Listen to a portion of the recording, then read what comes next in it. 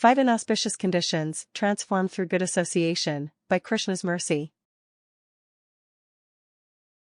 जल थल नभ गति अमित अति अग जग जीव अनेक तुलसी तो से दीन कहे राम नाम गति एक. Quote, there are an infinite number of living beings, both moving and non-moving, who have many different abodes, with some residing in the earth, some in the sky, and some in the water. But O helpless Tulsi, for you Shri Rama's holy name is your only home. Dohavali, 37. We judge a person's ultimate conclusion with respect to spiritual life based on what they say. It is on the basis of their stated desires, not their supposed guilt by association. If a person clearly expresses what they want, in the form of a humble submission, then those words should form the basis of our study of the merits or demerits. From a famed Vaishnava poet, we have the simple plea to always have the home accompanying the holy name of Shri Rama. There is instruction within this stated desire.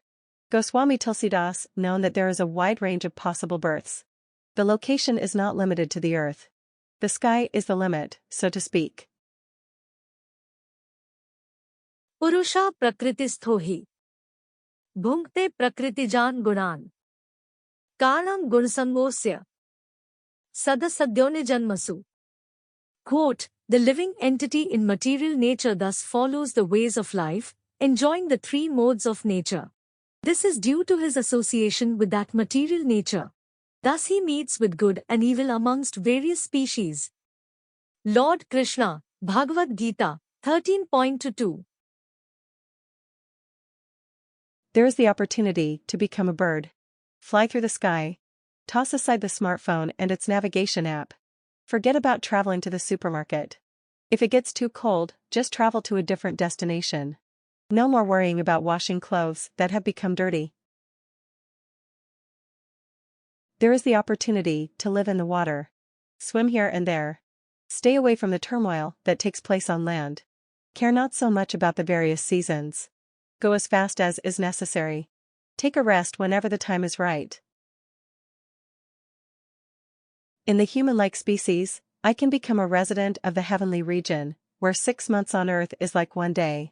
I can spend thousands of those heavenly years enjoying the best food and drink. I can pluck whatever leaves I want off of the many desire trees, kalpavrikshas. Tulsidas wants to only live with the holy name. The specific location or type of body does not matter. Depending on a person's point of view, they may take this decision to be madness or total genius. We can analyze for ourselves if the presence of the Almighty, through his non-different form of the transcendental sound vibration representing him, can turn the inauspicious into auspicious. 1. The foreign country.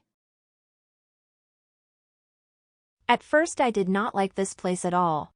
It is completely different compared to where my family is originally from. But what can I do? This is where we live now. It was not my decision. I am the one who has to stand out in practically every social situation. But I tell you honestly that I no longer mind. Since I have a process of devotional service, Bhakti Yoga, this is now my preferred place. I can always remember the husband of Sita, who is served by Hanuman, who is dutifully followed by Lakshman, and who is worshipped by Agastya Rishi. 2. The cold winter. It is like the season of ice. You can barely stay outside. The worst is when the snowfall disrupts travel. The roads are closed and so you are stuck at home. It could be for many days in a row. How can anyone possibly enjoy this? Except I no longer mind. It sometimes feels like the best season of the year. No mosquitoes flying around. No sound of machines cutting grass.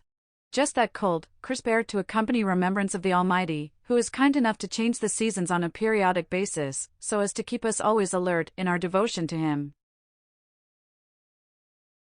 3. The morning sunlight. I used to hate seeing it in the morning. It meant that another dreaded day was beginning. Hurry up and get ready to sit on the school bus. Prepare yourself for the long drive to the office. If only the nighttime could last a few more hours. But nowadays I feel sort of refreshed. The sunlight peeking through the window invites me to begin another cycle of chanting the holy names, of associating with the Supreme Lord through the literature left behind by empowered representatives. 4. The 1,000-page book.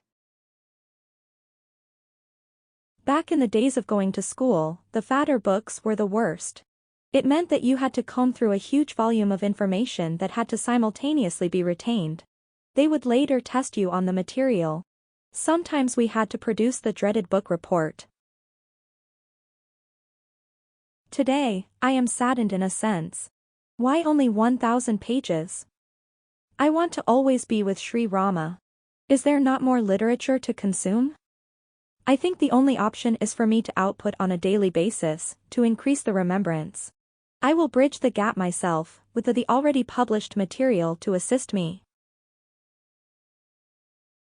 5. The long drive. Who decides to close an entire road? On a weekend, no less. People still need to get places. This has turned a short drive into something much longer. This is torture. I am already well into my journey, so there is no turning back. It turns out that this is okay. At the very least it is peaceful.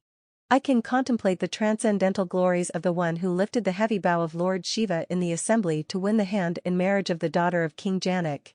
I can recall how he single-handedly fended off 14,000 of the wickedest night rangers in a single battle. I will one day forget the length of this journey, but I hope to never forget the one who is worshipped by Maharishi Valmiki. In closing,